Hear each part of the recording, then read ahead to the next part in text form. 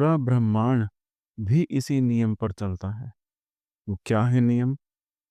एक है दृष्टा यानी कि सीर जो देखने वाला है, और दूसरा है दृश्य यानी सीन जो दिख रहा है।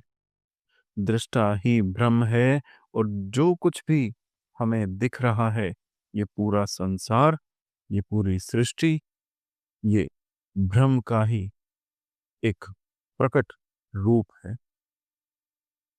ब्रह्म स्वयं प्रकाशमान है, मतलब उसे किसी और रोशनी की जरूरत ही नहीं होती। उसी के प्रकाश से हम इस दुनिया को देख पाते हैं, समझ पाते हैं। इसीलिए शास्त्र हमें ब्रह्म को और गहराई से समझने के लिए उसे अलग अलग रूप में बताता है। जैसे ब्रह्म, ईश्वर, कुटस्थ और जीव, ये सब अलग अलग चीजें नहीं हैं, बल्कि एक ही ब्रह्म को समझने के अलग अलग नजरिए हैं। इसी ब्रह्म को शास्त्रों में बताया गया है कि सामने जो कुछ है वह ब्रह्म ही है, चाहे वो आपके पीछे हो, दाएं हो, बाएं हो, ऊपर हो, नीचे हो, सब ब्रह्म तत्व ही है। सिमिलरली ईश्वर को कहा गया है, ईश्वरः सर्वभूतानां हृद देशे अर्जुन तिष्ठति, यानी कि ईश्वर सभी जीवों के हृदय में स्थित है। वही जीवात्मा, इस संसार में जीवात्मा मेरा ही शाश्वत अंश है। और अंत में कुटस्थ जो निर्विकार और साक्षी रूप में स्थित है, वह कुटस्थ है। जब ब्रह्म, ईश्वर, जीवात्मा और कुटस्थ का ये ज्ञान हम समझ लेते हैं, तो शास्त्र हमें अगला कदम सिखाने के लिए तैयार होते हैं। क्या है वो? मानव शरीर के स्तर पर इस सत्य को कैसे देखा जाए। हम सब मानव हैं, एक जीव हैं, और ये शरीर जो हमें भगवान ने दिया, इसे भी 3 लेवल्स में बनाया गया। 3 बॉडीज हमारे शरीर की बनाई गई, जो ऑब्वियसली हमें तो विजिबल नहीं है, सिर्फ एक बॉडी के अलावा। बाकी सबके लिए हमें अपनी कुंडलिनी जागृत करनी होती है। बहुत से प्रोसेसेस होते हैं इसके। इन तीनों बॉडीज में एक होता है स्थूल शरीर, एक सूक्ष्म शरीर और एक कारण शरीर। ये तीनों मिलकर ही हम सबके जीवन का पूरा फेज तैयार करते हैं। आप स्क्रीन पर देख सकते हैं, इस विजुअलाइजेशन से आपको समझने में और आसानी होगी। अब इन सभी 3 बॉडीज का मतलब क्या है, ये भी समझना जरूरी है। स्थूल शरीर, जिसे हम फिजिकल बॉडी कहते हैं, सबसे पहले समझ में आता है हड्डी, स्किन, खून, कोशिकाएं और एटम, सब इसी का हिस्सा है। रोज जो दिख रहा है, जो महसूस हो रहा है, वही स्थूल शरीर है। ये अनाम्या कोश से जुड़ा होता है और पूरी तरह बाहरी दुनिया पर निर्भर होता है। शास्त्र ये भी कहते हैं कि अधिकतर लोग इसी शरीर को ही सब कुछ मान लेते हैं, इसीलिए जीवन में संघर्ष ज्यादा और समझ कम होती है। क्योंकि जब दृष्टि सिर्फ बाहर होती है, तो वो अंतर का ज्ञान बंद हो जाता है।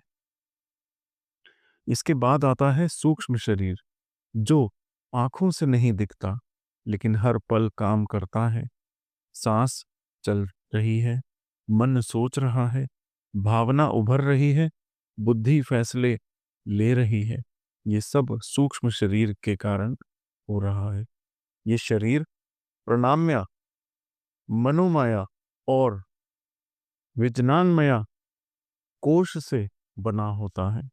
शास्त्र कहते हैं कि जब व्यक्ति इस शरीर को समझने लगते हैं, तब उसे ये भी समझ आता है कि जीवन सिर्फ मेहनत और प्लानिंग से नहीं चलता।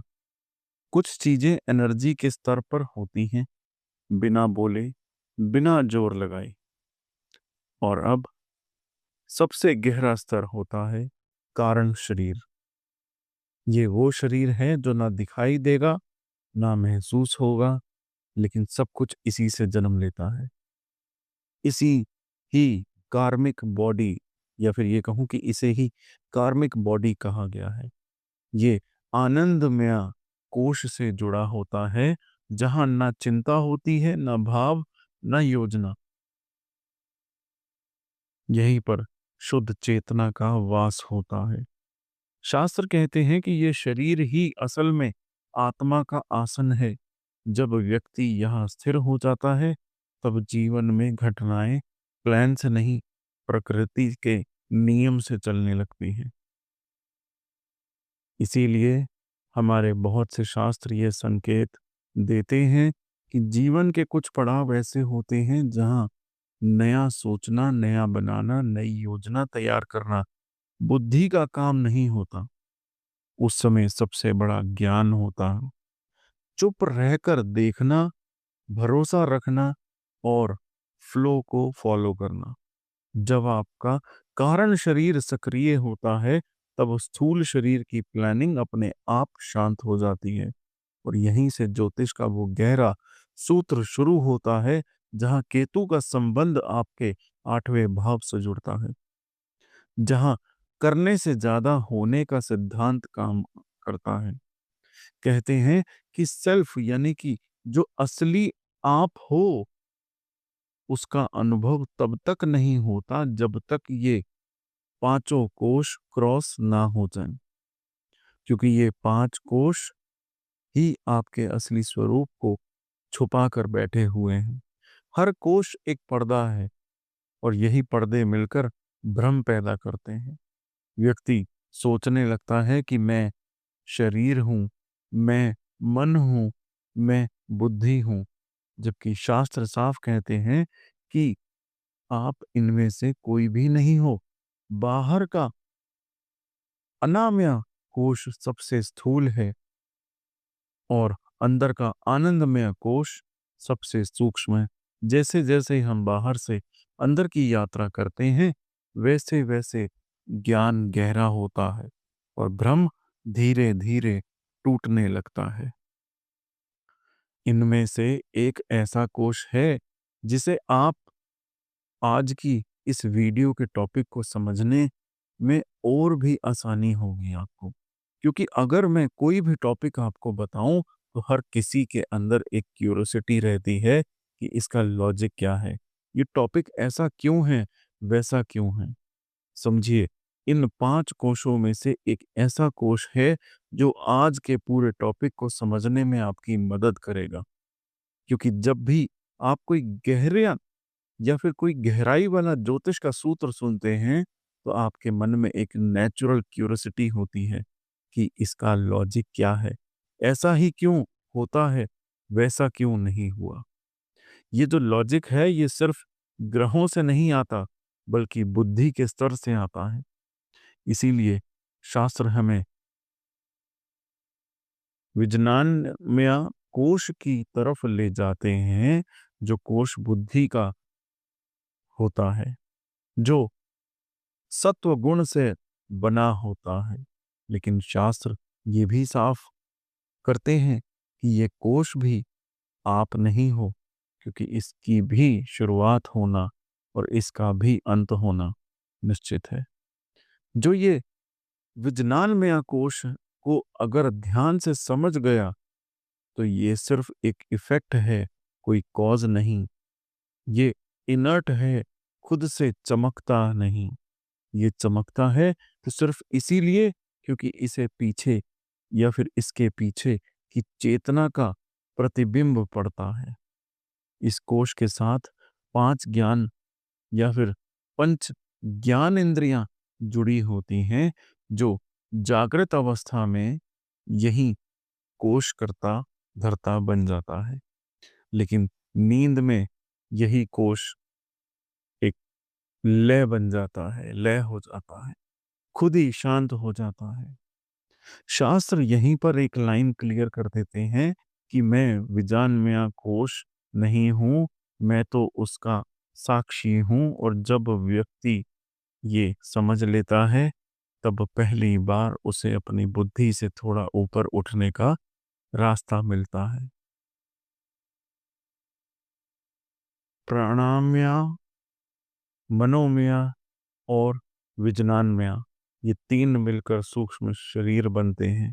इसी सूक्ष्म शरीर के कारण बोलना, सुनना, भूख लगना, प्यास लगना, सोचना, सपना देखना, ये सब अनुभव होते हैं।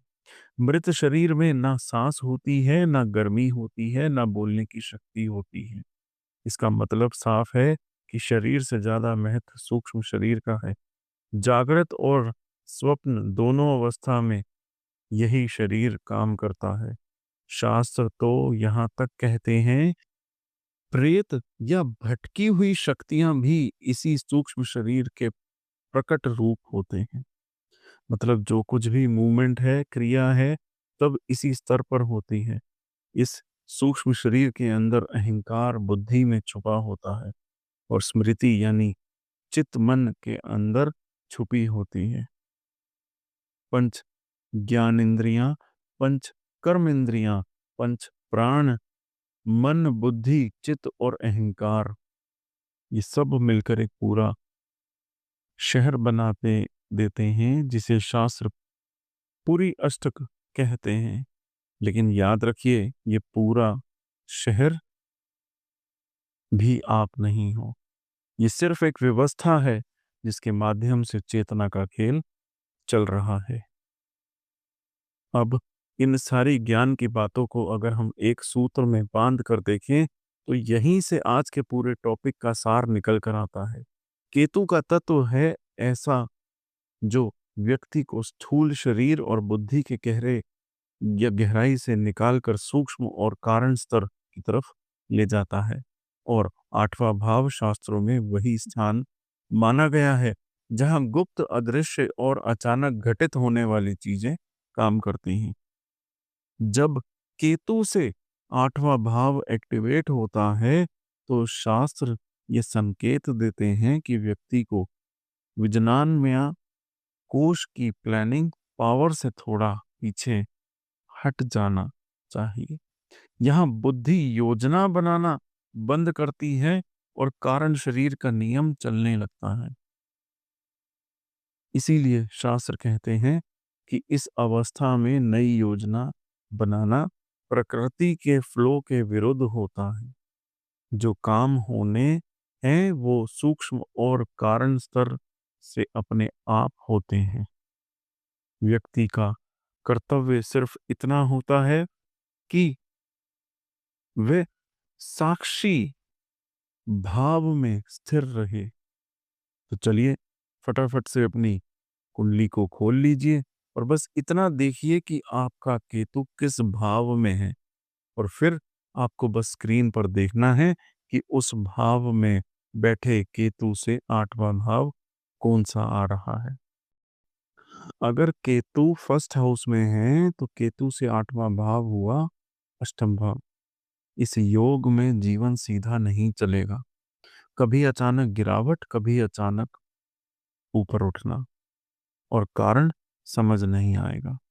शरीर, स्वास्थ्य, जीवन की दिशा, सब पर एक अनिश्चितता बनी रहती है। आप खुद नहीं जानते कि आप बदल क्यों रहे हैं, पर बदलाव रुकता नहीं। कई बार ऐसे अनुभव आते हैं जो अंदर से हिला देते हैं। बीमारी, डर, अचानक घटनाएं, या ऐसा कुछ जो आपको पहले जैसा नहीं रहने देता। ये बुरा नहीं है, लेकिन ये आसान भी नहीं है। सुधार का एक ही नियम है, खुद को कंट्रोल करने की कोशिश मत कीजिए, क्योंकि ये योग कंट्रोल से नहीं, समर्पण से संभलता है। इस स्थिति का सबसे बड़ा रहस्य यह है कि आप सामान्य नहीं हैं। आपके भीतर बहुत गहराई अंतर्दृष्टि छुपी होती है। 100% अगर कहूँ सही लक्षण जो होंगे आपके अंदर, आपको अचानक मृत्यु, जीवन, आत्मा जैसे विषय आकर्षित करने लगेंगे। भीड़ में रहने की इच्छा कम होगी और मन बार-बार सब कुछ छोड़ देने की सोच में जाएगा। ये भागने की इच्छा नहीं है, ये जागने की प्रक्रिया है। केतु यहाँ आपको सिखाता है कि जो भी दिखता है, वही सच नहीं होता। जब ये शक्ति जागती है, तो आप लोगों की बातों से ज़्यादा उनकी ऊर्जा समझने लगते हैं।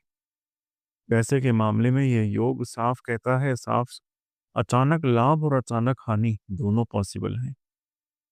विरासत, इंश्योरेंस, रिसर्च, गुप्त सीक्रेट प्लेसेस से पैसा आएगा, पर टिकेगा नहीं।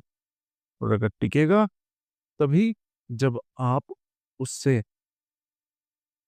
जुड़ेंगे नहीं। भविष्य में जीवन आपको कई बार शून्य पर लाकर, यानी कि बिल्कुल जीरो लेवल पर, बॉटम लेवल पर लाकर खड़ा कर देगा। लेकिन हर बार नई समझ और नई सीख देकर आप खुद उठेंगे। एक प्रिकॉशन जिसे आपको हमेशा याद रखना है कि अपनी जिंदगी को पूरी तरह प्लान करने की कोशिश मत कीजिए, क्योंकि इस योग में जितनी ज्यादा योजना, उतना ज्यादा आपका सिचुएशंस आपको ब्रेक करेगी। और जब आप छोड़ना सीख लेते हो, तो वही केतु आपको बचाता भी है और आगे भी लेके जाता है। अगर आपका केतु सेकंड हाउस में है, तो केतु से 8वां भाव हुआ नवम भाव। इस योग में जीवन की शुरुआत ही एक अंदरूनी असमंजस से होती है। परिवार, धन, आपकी बातचीत करने का ढंग, सब होते हुए भी ऐसा लगता है कि कुछ ठीक से जुड़ नहीं रहा। भाग्य पर भरोसा बार-बार टूटता है। कई बार ऐसा होता है कि आपने सही किया, फिर भी फल देर से मिला। गुरु, पिता या मार्गदर्शक से मतभेद हो सकते हैं। बिना किसी ठोस कारण के ये बुरा योग नहीं है, पर यह सिखाता है कि भाग्य को मन से नहीं, व्यवहार से बदला जाता है। सुधार का एक ही तरीका है, अपनी वाणी को शांत रखिए, क्योंकि यही आपकी परीक्षा का द्वार है। इस स्थिति का सबसे बड़ा रहस्य ये है कि आपके शब्दों में बहुत शक्ति है, पर वे उल्टा असर भी कर सकते हैं। 100% सही लक्षण ये होंगे कि आप सच बोलते हैं, लेकिन लोग उसे कठोर समझ लेते हैं। धर्म, ईश्वर या जीवन के नियमों पर सवाल उठते हैं और मन बार-बार आपसे पूछता है कि मेरे साथ ही ऐसा क्यों? यही आपका छुपा सीक्रेट है कि आप अपने अनुभव से सीखने वाले व्यक्ति हैं, उपदेश से नहीं। केतु यहाँ आपको सिखाता है कि ज्ञान किताब से नहीं, चोट से आता है। जब ये समझ आती है, तो भाग्य धीरे-धीरे खुलने लगता है। पैसे के मामले की बात करें, तो ये योग कहता है कि परिवार या भाग्य के भरोसे कोई अधिक निर्णय मत लीजिए। विरासत, पैतृक धन या गुरु की सलाह से लिया गया रिस्क अटक सकता है, लेकिन जब आप खुद मेहनत से रास्ता बनाते हैं, तो पैसा स्टेबल होगा। भविष्य में जीवन आपको अपने सिद्धांत खुद गढ़ने पर मजबूर करेगा और वही आपके लिए शुभ होगा। एक प्रिकॉशन जिसे आपको याद रखना है कि ईश्वर या भाग्य को शब्दों में चुनौती मत दीजिए, क्योंकि इस योग में भाग्य लड़कर नहीं, झुककर खुलेगा। और जिस दिन आपने ये सीख लिया, उसी दिन से जीवन की दिशा बदलने लगती है। अगर केतु थर्ड हाउस में है, तो केतु से 8वां भाव हुआ 10वां भाव।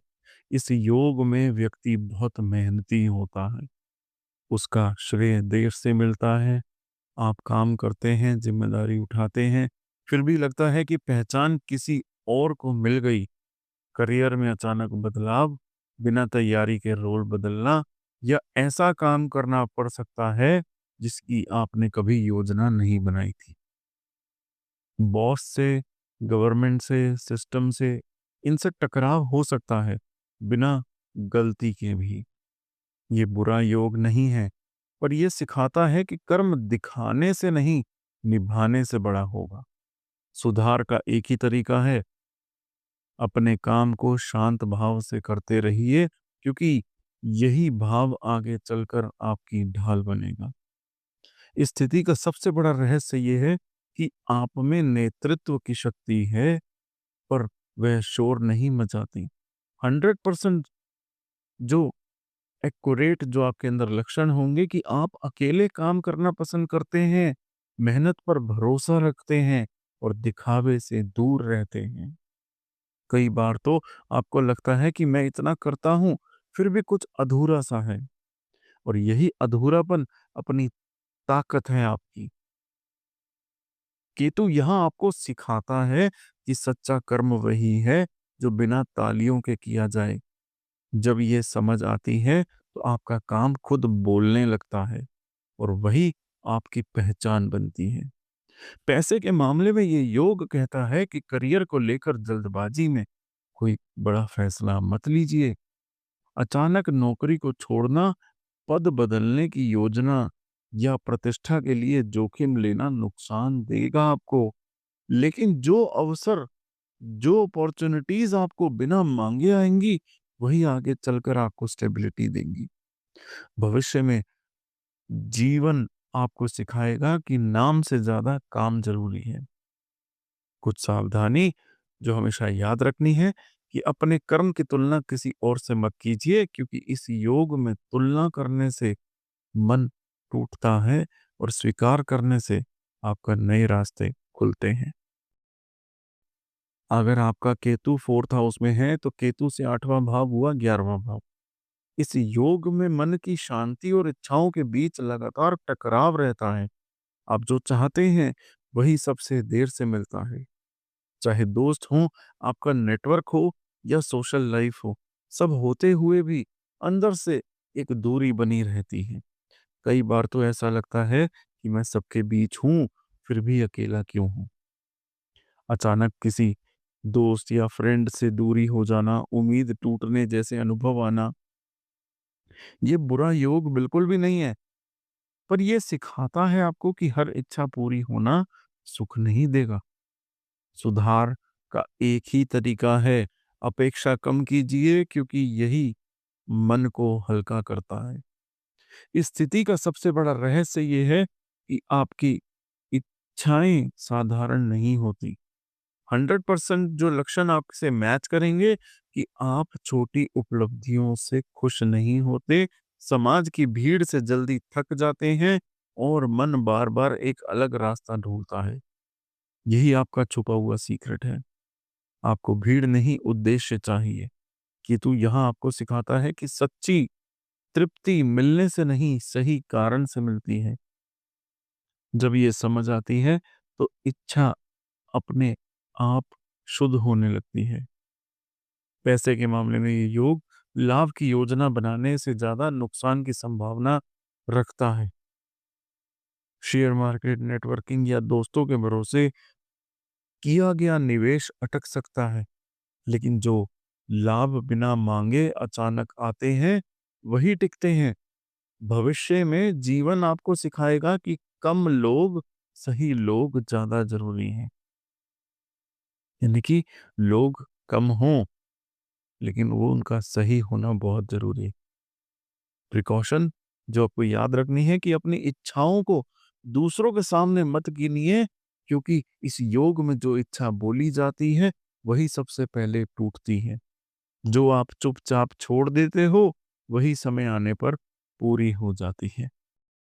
केतु आपका है 5वें घर में, तो केतु से 8वां घर हुआ 12th हाउस, यानी कि 12वां भाव। इस योग में व्यक्ति बहुत समझदार होता है, लेकिन वही समझ उसे थका देती है। प्रेम का घर, संतान का घर और क्रिएटिविटी का घर। सब कुछ होते हुए भी, यानी कि ये तीनों चीजें हैं आपके पास, फिर भी एक अंदर से खालीपन बना हुआ है। कई बार बिना कारण किसी चीज से मन का हट जाना, जिस चीज के लिए आपने बहुत सोचा था वही छोड़नी पड़ती है। चाहे आपकी नींद हो, आपके सपने हों या अकेलापन, ये सब जीवन का हिस्सा बन जाते हैं। ये बुरा योग तो बिल्कुल नहीं है, पर ये सिखाता है कि हर जो अटैचमेंट निभाने के लिए नहीं होती। सुधार का एक तरीका है, जो दूर जा रहा है उसे रोकने की कोशिश मत कीजिए। इस स्थिति का सबसे बड़ा रहस्य यही है कि आपकी बुद्धि ध्यान की ओर जल्दी जाती है। कुछ लक्षण बता रहा हूँ जो मैच करेंगे कि आपको अकेले रहकर सोचने में शांति मिलती है, सुकून मिलता है। जो आपकी कल्पना शक्ति तेज होती है और मन बार-बार दुनिया से अलग कुछ खोजने लगता है। यही आपका छुपा हुआ सीक्रेट है। आपका मन साधना के लिए बना है, प्रतियोगिता के लिए नहीं। केतु यहाँ आपको सिखाता है कि सच्चा ज्ञान वही है जो छोड़ना सिखाए। जब ये समझ आती है तो भीतर एक हल्कापन पैदा होता है। पैसे के मामले में ये योग कहता है कि सत्ता, अनुमान या भावनाओं के भरोसे पैसा मत लगाइए। खर्च अचानक बढ़ सकते हैं, पर जरूरत के समय मदद भी अपने आप मिल जाती है। भविष्य में जीवन आपको सिखाएगा कि कम में भी चैन रखा जा सकता है। एक सावधानी जो हमेशा याद रखनी है आपको कि किसी को भी पकड़कर रखने की कोशिश मत कीजिए, ना अपने प्यार को, ना अपने विचार को, क्योंकि इस योग में जितना पकड़ेंगे आप उतना ही हाथ खाली होगा। और जिस दिन छोड़ना यानी कि इग्नोरेंस सीख जाएंगे, इग्नोरेंस भी नहीं कहेंगे, अगर जिस दिन आप त्याग करना सीख जाएंगे, उसी दिन मन शांत होना शुरू हो जाएगा। अगर केतु 6th हाउस में है तो केतु से 8वां भाव हुआ आपका लगन यानी कि फर्स्ट हाउस। इस योग में जीवन आपको बार-बार संघर्ष की स्थिति में डालता है। शत्रु, रोग, ऋण और शत्रु, और एक साथ मैं बोलूँगा एक शब्द, तनाव। ये सब कुछ आपको मजबूत बनाने के लिए आते हैं, तोड़ने के लिए नहीं। लेकिन हर संघर्ष के साथ आपकी पहचान भी बदलती चली जाती है। कभी आत्मविश्वास बहुत ऊंचाई पर और कभी अचानक गिरा हुआ। शरीर और मन दोनों थकान से भर जाते हैं, फिर भी आप रुकते नहीं हो। ये बुरा योग नहीं है, पर यह सिखाता है कि जीवन लड़कर नहीं, समझकर जीता जाता है। सुधार का एक ही तरीका है, हर लड़ाई को व्यक्तिगत मत बनाइए। इस स्थिति का सबसे बड़ा रहस्य ये है कि आप सेवा के माध्यम से ही खुद को पहचानते हैं। 100% कुछ चीजें मैं आपको बता रहा हूं जो मैच करेंगी कि आप दूसरों के लिए खड़े होते हो, अन्याय सहन नहीं कर पाते, लेकिन अंदर से बहुत ही संवेदनशील होते हो। लेकिन जब अपेक्षा टूटती है तो अहम को चोट लगती है, और यही आपका छुपा हुआ सीक्रेट है। आपका अहम सेवा में गलता है। केतु यहाँ आपको सिखाता है कि मैं नहीं, हम से शक्ति पैदा होती है। जब ये समझ आता है तो भीतर की लड़ाई शांत होने लगती है। पैसे के मामले के कोई योग समझिए, संघर्ष से पैसा आएगा, आराम से नहीं आएगा। चाहे जॉब हो, कोई कोर्ट केस हो, चाहे कोई कॉम्पिटिटिव हो या कंपटीशन, या कोई सर्विस से जुड़ा काम हो, उससे इनकम सोर्स बनती है। लेकिन शरीर का ख्याल ना रखा तो खर्च बढ़ जाएगा। भविष्य में जीवन आपको सिखाएगा कि स्वास्थ्य ही असली पूंजी है। और एक सावधानी जिसे हमेशा याद रखना है कि हर समस्या को अपनी पहचान से मत जोड़िए, क्योंकि इस योग में समस्या आती जाती है, लेकिन अगर आपने उसे मैं बना लिया तो वही आपका या आपको सबसे ज्यादा थकाएगी। केतु आपके सप्तम भाव में, तो केतु से 8वां भाव हुआ सेकंड हाउस। इस योग में जीवन आपको रिश्तों के जरिए बहुत कुछ सिखाता है।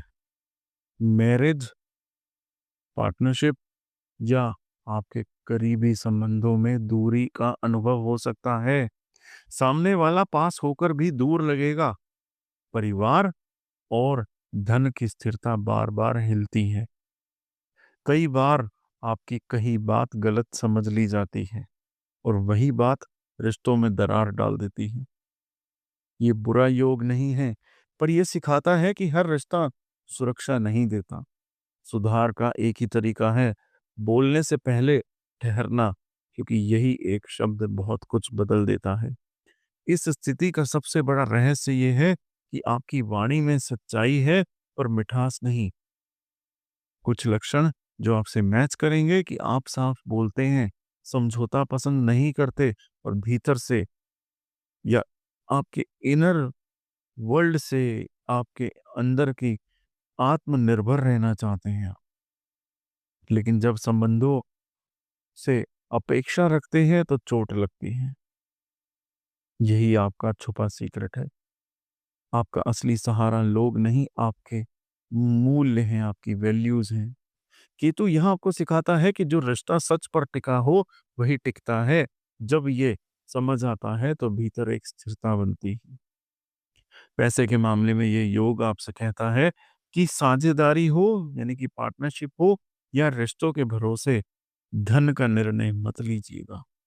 पारिवारिक इनकम या पैसा, जॉइंट अकाउंट या वर्बली वादों से नुकसान होगा आपको।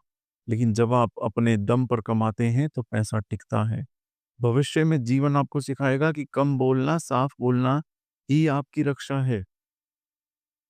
एक ऐसा प्रिकॉशन जिसे आपको याद रखना है कि किसी रिश्ते को धन या सुरक्षा का आधार मत बनाइए, क्योंकि इस योग में जो सहारा बाहर ढूंढा जाता है वही सबसे पहले हिलता है, और जो भीतर खड़ा किया जाता है वही आपको संभालता है। अगर आपका केतु 8th हाउस में है, यानी कि अष्टम भाव में है, तो केतु से 8वां भाव हुआ 3rd हाउस।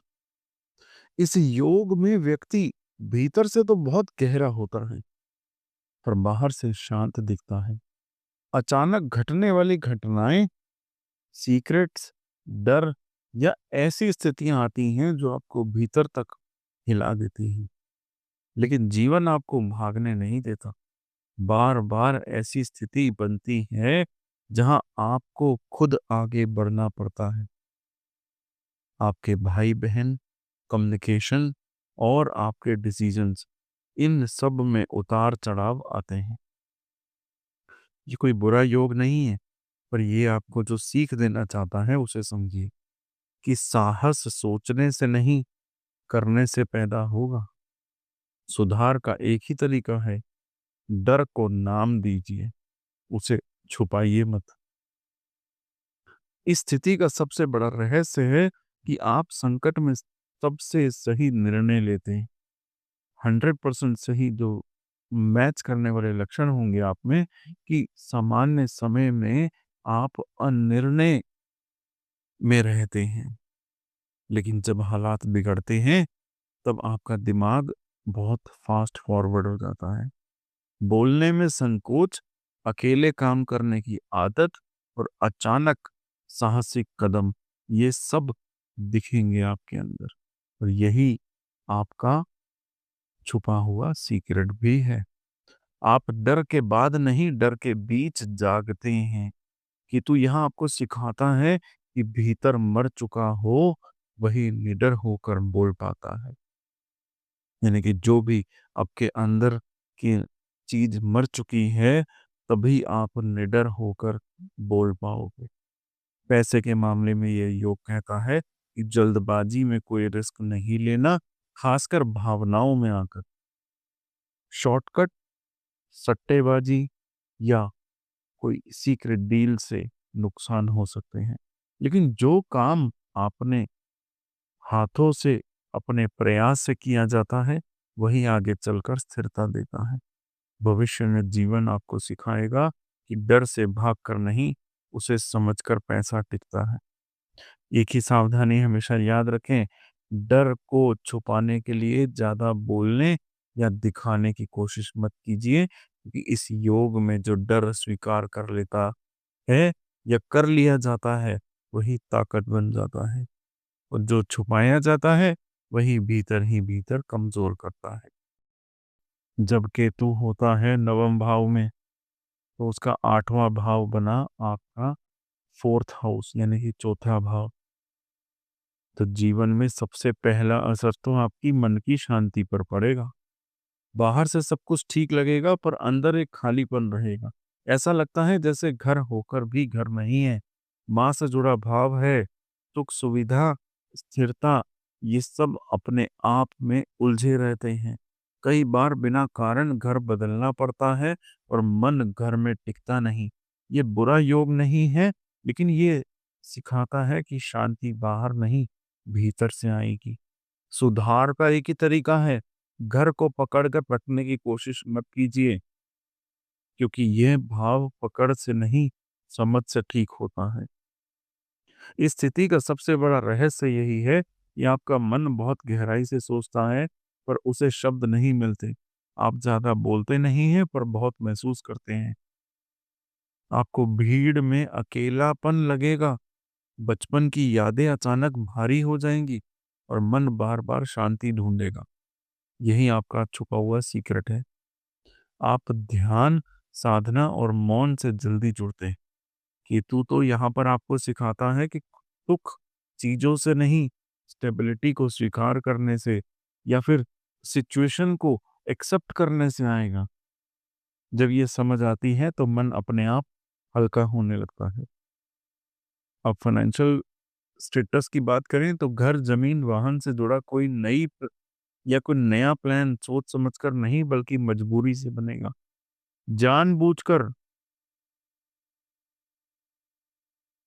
निवेश किया गया पैसा अटक सकता हो, लेकिन अचानक बने फैसले भविष्य में सही निकलते हो। आगे चलकर जीवन आपको सिखाएगा कि कम में भी चैन कैसे रखा जाता है। एक ही सावधानी हमेशा याद रखिए, घर की शांति को साबित करने की कोशिश मत कीजिए, ना किसी को समझाइए, ना खुद को, क्योंकि इस योग में शांति तब आती है जब आप उसे थोपना छोड़ देते हैं, और तब सब अपने आप ठीक होने लगता है। अगर आपका केतु 10th हाउस में है तो केतु से 8वां भाव हुआ 5th हाउस। देखिए, इस योग में इंसान बहुत काम करता है, पर भीतर से खाली खाली महसूस करता है।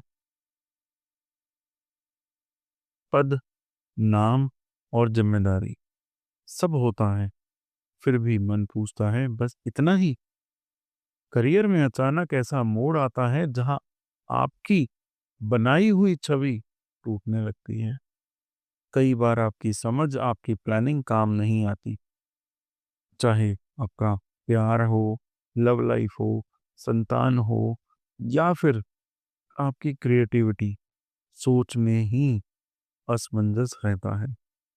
ये बुरा योग तो नहीं है, पर यहाँ पर जो सीख है उसको सुनिए।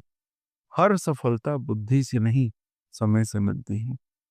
सुधार का तो एक ही तरीका है, अपने फैसलों को, अपने निर्णयों को अंतिम सच मत बनाइए। इस स्थिति का सबसे बड़ा रहस्य है कि आपकी बुद्धि साधारण नहीं है, पर वह नियंत्रण में रहना नहीं चाहती। आप ज़्यादा सोचते हैं, हर बात का कारण जानना चाहते हैं, और जब परिणाम उल्टा आता है, तो आपको अंदर से बेचैनी होने लगती है। लेकिन संकट के बाद अचानक एक गहरी समझ पैदा होती है। यही आपका छुपा हुआ सीक्रेट है। आप अनुभव के बाद बहुत तेजी से परिपक्व होते हैं।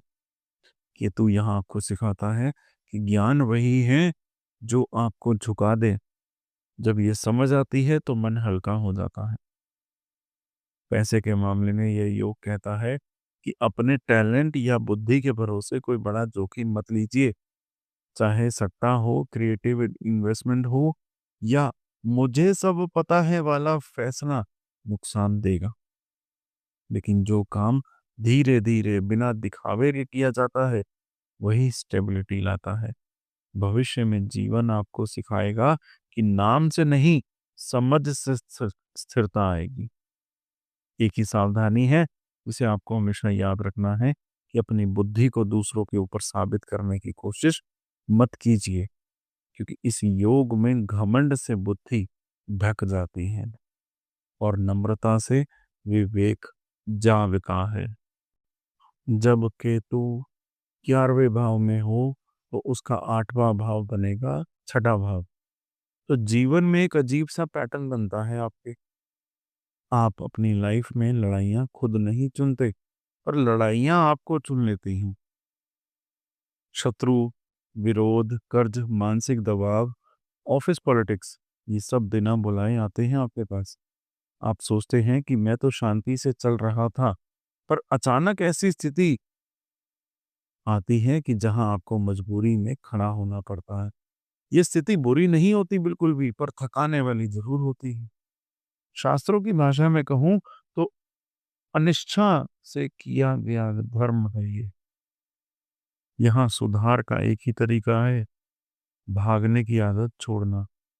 क्योंकि जितना आप टालेंगे उतना ही ये भाव दोबारा सामने आएगा।